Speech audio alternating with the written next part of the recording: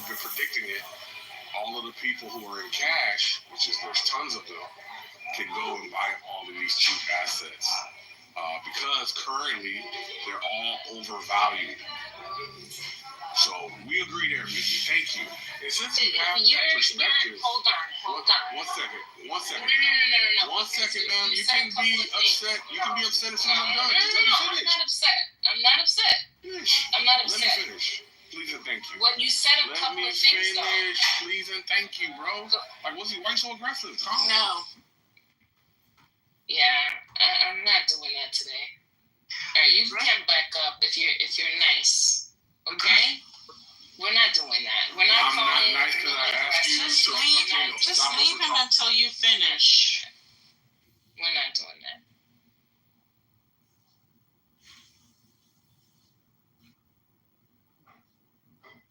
Yeah, you poo-poo head. Go ahead, Sam. What were you going to say? He's talking about, the most brilliant investor possibly that ever existed, but the man is 90-something years old or 80-something. Like, he has, you can't necessarily go by one person. He's very liquid right now because maybe he's probably going to die soon, right? And so, sure, while a bunch of people are waiting for the market to crash, like, you're saying, like, it's a good thing, which is weird to me.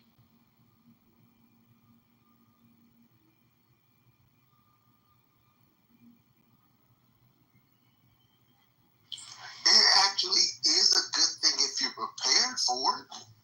I mean, he got super liquid. I don't even remember the number, like $950 million or something. I don't remember the exact number. Did you cut me off and move me to say that? He does this Warren does this. He's very good at this. He doesn't pull the trigger incorrectly often. Yeah. He got liquid. As most people get liquid before a recession, before a bubble, they get liquid simply because it is a prime opportunity to move on either recapture stock of companies or shares of companies that they already are invested in at a lower price, or they actually move on industries that they've been waiting to get into. That's what they do. So yeah, he got liquid in 2024. Yeah, a lot of people got liquid in 2024. A lot of them actually sold off positions to be prepared for this move at the end of this year. Yeah, but we're not talking about that. We're talking about the average consumer, the average middle American. Because none of us have their phone numbers.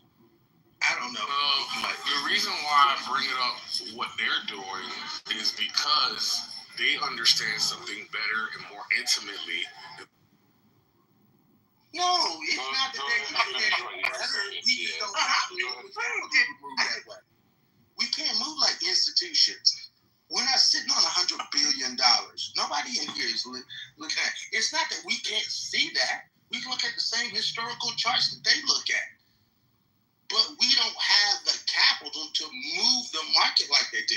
That's the difference between institutional traders and retail traders. We don't have that liquid. We don't have that kind of capital. That's the difference. But if you do, my bad, maybe you should have paid attention to them and you should have got $500 million liquid in 2024. I don't have that kind of capital. I live in a van and go box down by the river. So it's not about, man, this is crazy. Anyway, it's a real simple concept. So if they see something coming over the horizon, you can just take steps to secure yourself before the event occurs, right? For instance, if you're in equities, you move out of equities and high risk stuff and you move into bonds. If you're thinking about going on vacation, you don't. If you're thinking about buying a new car, you don't. So these are all things that we can do when we take a macro perspective on the upcoming economy. That's all I'm saying. It's not woo-woo. It's not magic. It's just normal stuff. It's crazy, bro. So I can give I'm sorry, I'm done with my crash outs. Let me speak as, this is not financial advice. This is just the formal. Thank you, Patty. I've recovered and I'm about to go eat because I can tell I need a Snicker bar. So what we are seeing is a correction. This happens from time to time. And I put an article in the chat that basically describes Warren Buffett's strategy. And the Oracle of Omaha is spot on. He did start going to cash in December. He has a huge cash portfolio because cash is an asset class. And remember, interest rates are still somewhat high. So you could probably get a good 3 or 4% for your cash. But we should not panic sell because remember, the stock market was insane during the Biden administration. A lot of these companies, especially the Mag 7, which has pretty much been underwriting the whole market, they are highly overvaluated. Highly. Like Tesla, even though it's painful, Tesla losing 50%, it might be finally just on par with where it should be, in regarding to like the sales, where the company actually stands, more in line with the financials. Because what can happen is the stock can trade multiple times for its value. And in my opinion, we've kind of seen these runaway stock profits as, like the trading bros get into it and, I'm going to short Tesla and I'm going to short NVIDIA. We are seeing a lot more retail traders, to what GA was saying, versus the old institutional investors. Because a lot of the trading that happens in the market is algorithmic, right? It's not like 30 years ago where, you have the market makers getting together. We've all seen those movies with the ticker tape and people going, and you have 25, you got 25, I got 25 and a quarter, right? It's algorithms, it's 70%. A lot of this reaction is timed in or priced in, meaning that the market knew what Trump was going to do. I think Patty mentioned this. He's been talking about this since he's been on the campaign trail, right? So we're well aware. We're not acting surprised, but seeing the results, right? It's kind of like if grandma is, I won't say grandma, if someone out in the world has cancer and we know that they're going to die and they've been sick for years, but then the reality of when it finally hits, like, wow, they've passed away, you're still going to have some reaction, even though you were prepping yourself for it, right? So this is not unusual. People are reacting, investors are reacting to uncertainty and fear. This is why gold is literally at an all-time high, right? Historically, we flock to gold. Can somebody see what Bitcoin is doing? Because I don't even look at Bitcoin, but that's interesting. Is it going down too? Probably. Yeah, Bitcoin is at 81,000 right now. It went down 5% today. 5%. Yeah, my crypto portfolio is down like 11%. Okay, thank you. So what we're seeing is like now. It popped back up in the last. Bitcoin did. Okay. Not that long. 310. That's yesterday. I'm sorry. So it's I just looked. It says it's down 0.27% today, but just a little bit less down than the S&P. Well, okay. So, and I don't advise just looking at the ticker tape all day. It's literally going to drive yourself crazy, because then you're probably going to be like, maybe I need to make a trade, or now if you have saved your cash. And I'm not giving financial advice. I don't know your financial goals, your investment horizon. But what I am saying is, if you look at the last 5 years of return of the market, right, it's not 2008. It's not 30% off. We could probably stand to lose. Old gas, afro motherfucking bold-headed bitch. Spend all your time talking about gas shit that ain't nobody cares about. So, just black people in downtown Minnesota. I don't give two damn shits. Now, the market lost 5% with the S&P 500. Did you use that to push forward your interest? No, you didn't. You're sitting here bitching about black people in Wisconsin calling for reparation. Eat my ass. See, Rabbi just thinks he's cooler than you. But you don't find liberation in captivity. You a nigga. That's what I'm saying. Oh my gosh. Oh my gosh. Dr. Oscar, how can you let this rabbi, this fake, false... We talking about the royalty that we talking about. They was not described as black. They was described as tawny. I'm gonna pull up, but I'm not putting at all. I'm gonna pull up. I'm gonna say hi. I'm gonna hug the wife. I'm probably gonna give Nathan a meat mug and a meeting.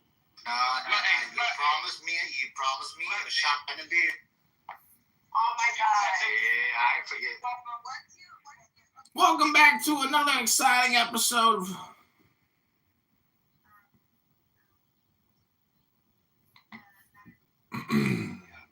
It's not about the people. It's never about the people. It's always about those governing the people, and to show that, yeah, whatever, fuck you. We're going to On my message where I want to have a room about dudes complaining about women always asking for money, and it's because y'all be in the hood. Y'all need to get out the hood. Start dating the women. And get on. No, wait. She has a point. Wait. She has a point. Let her rock, right? What's wrong with asking for money? Can I get some cookies? One mic on Giant, y'all. Hello, y'all don't have no respect for the young queen. Can I hold some ass? Hold on, Butler. You want to ask for her? What are you saying? No, I'm not saying only. I'm not saying DW. Hi, good morning, good afternoon. Good morning, good afternoon. I'm not saying that only hood women ask for money, but it seems like that's the culture. So, she wants your money. Get out the hood. Go get you a woman that got no nose. She got a no this. Go get her. And I'm pretty sure a woman would. I'm just poking around, doing some emails, and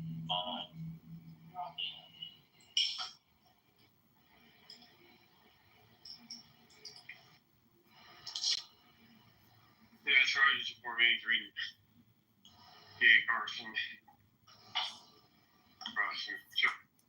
from the cat to the cat, bro. From one birthday to the next birthday, like every single day, like 5 days a week. I'm like, bro, if I gotta go through that, bro, like, ain't no way. Like, it just could never be me. Well, I could just tell you this. You sound like a very confident and very intellectual man, and you know what you want. That's what I mean, confidence. Communicate. Just literally, and I'm not trying to be funny because we thrive off of vibration, light, and frequency. So be mindful that the way you do articulate, it's like how the saying says, it's not what you say, it's how you say it. Sometimes you gotta understand that people live their lives. What if they kicked me from the room? Damn, I'm like scrolling through Clownhouse. There's so many rooms, and I'm looking for essentially people I know, and I don't see anybody I really know. But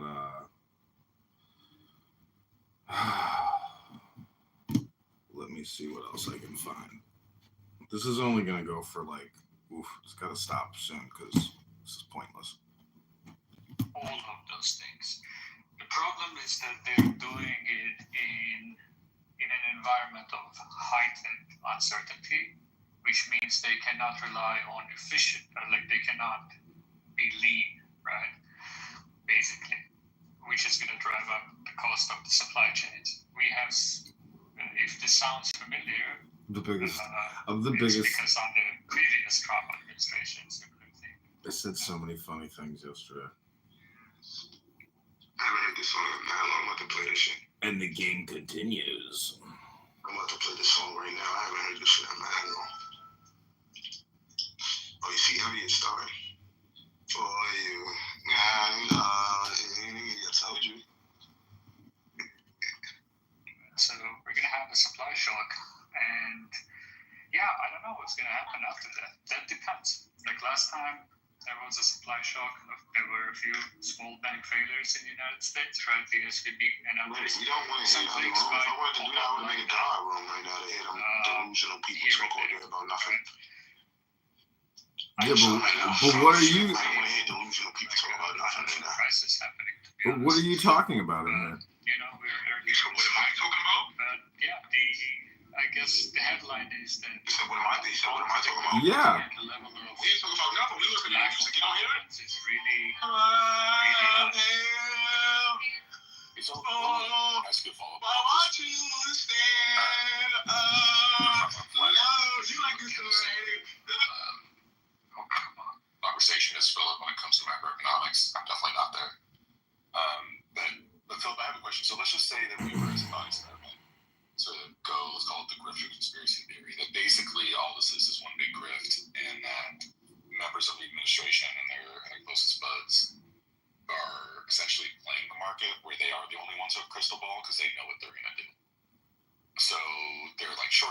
right now, basically finding ways to profit off of the news that they know is coming, and that they're gonna, after having sort of pulled the rug out on everyone else, lock in their gains, and then they're just gonna say in 2 weeks, in our great benevolence, we've decided that Vietnam doesn't need 45% tariffs, and they're gonna sort of do things that they can also get out ahead of and make basically enrich themselves personally.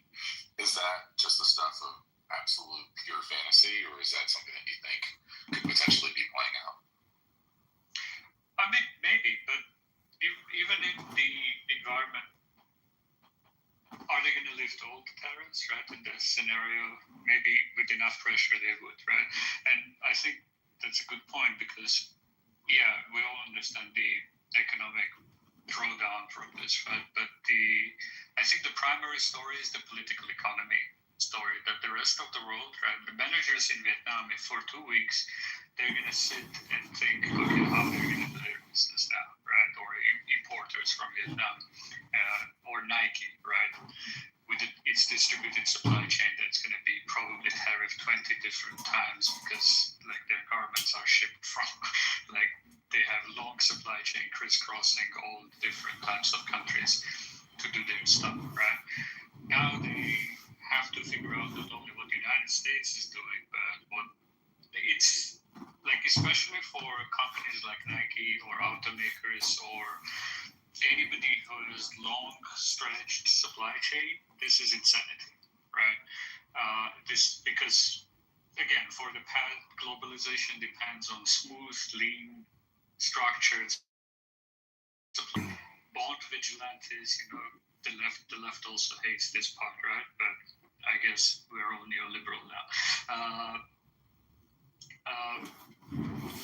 Investor confidence is really important for planning, just for planning purposes. If people can plan, they're going to blame others politically, and obviously it's going to push, like Canada, Germany also had coal, agreed on partnership, right? So the story might be that whatever they do, and if they're crooked, right, this is going to have a long-term damage on U.S. credibility, right? Because nobody would want to have experienced the same thing again. So whether we want it or not, a shift is coming, and it's hard to price it in the market.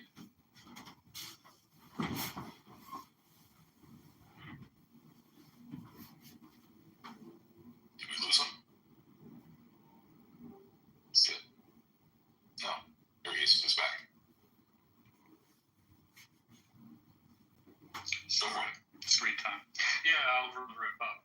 Anyway, we'll have to wait and see. This is type of stuff that is impossible to predict. This is not a normal kind of correction responding to a late event, and that sector takes down other sectors like we usually see normal market corrections, right?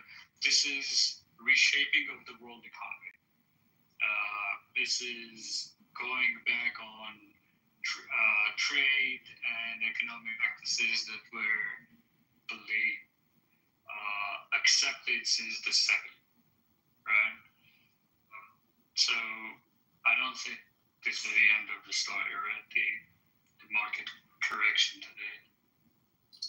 Yeah, I mean, it's like the intention piece that I think is sort of the most fascinating, right? Because this is not, like you're saying, it's politics, it's not economics. I mean, it impacts economics, but it's like there's nothing sensical about it from any normative view.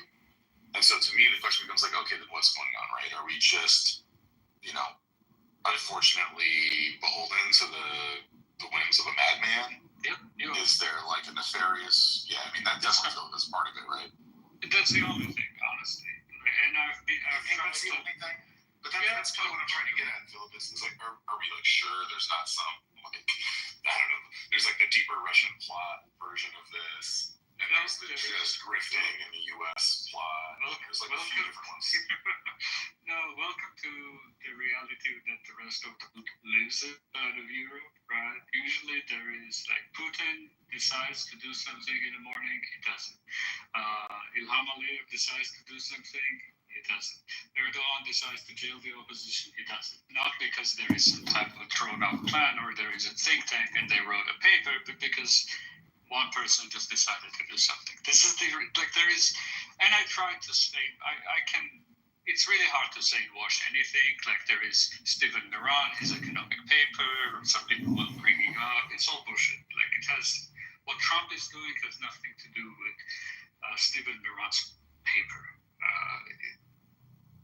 It's just he decided he doesn't. There is no macroeconomic or political analysis unless you want to go into like, you know how there was Kremlinology when people were reading based on body language and movement and speech patterns of so like Sovietology, right? Soviet Union political. Yeah, that, unless you want to go to that level of analysis, it just doesn't make any sense. There is no policy. There is no larger framework or larger plan.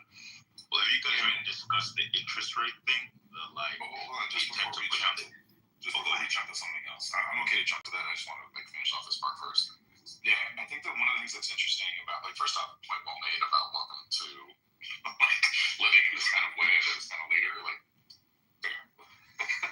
And also, it was very kind of you to not mention the whims of the U.S. and how those, the winds blow one way and then the other for so many countries in the world. The thing that is, I guess, just different with this is Erdogan, so he decides he wants to build a ton of infrastructure all over the country, hooks up all of his friends. You can see it very directly. This is what he wants to do. This is how he benefits. It's just not that opaque. And this just feels, I don't know, maybe different because, where is the corruption landing? What is the mode of corruption in this case, and who's benefiting? Feels more opaque than what some of the sort of more small. Not Turkey's a small country, but just less than the U.S., right? Less than the hegemonic power. Maybe Trump. Turkey is actually good. This will go on forever. Turkey is actually a good example. For about 10 years before he got. Okay, it's going to go on forever, but let's see what we can find. See all them immigrants coming down there? That's the Yankees coming There down. ain't no immigrants coming down here. All the immigrants they sent to New York, Chicago. They in Houston. They They coming down. They took over New York City. Listen, one thing I do know is they not in Atlanta because we looking for them. We actually trying to find out. You trying to find the Africans? Because they run shit in Atlanta. Don't do No, that. they don't. Where they running shit? You are lying, bro. I can't tell Bro, you this. when I went downtown Atlanta, I saw no black people. I saw a bunch of Downtown, Asians. right? Because you know why? I saw a bunch of whites. Because you know why? Because you know where you went and why all that shit was like that. Because all of that shit right there was like the Asian thing. So what do we think about the tariffs? You tell us what you think. I don't understand it, but it's very strange to me. But he really likes it, so let's see what happens. I mean, I'll be surprised if it works, but let's see what happens. Look, so far, he was able to surprise everybody with anything that he did. So, and it's not that they didn't try it before. It's not something new. They tried it before, and it didn't work. So maybe he learned something out of the fact that it didn't work before, and maybe now it's going to work. You never know. You mean Trump tried it before, or America tried it before? No, America tried it before. Like in the 18th century or something? Yeah, I don't know when, but I think it was around World War II. Right. Did you notice, too, that they're offering all sorts of tax forgiveness? Yeah. This is a very amazing time. Good to be alive at this time. You're right about that. That's a good way to put it. And thank God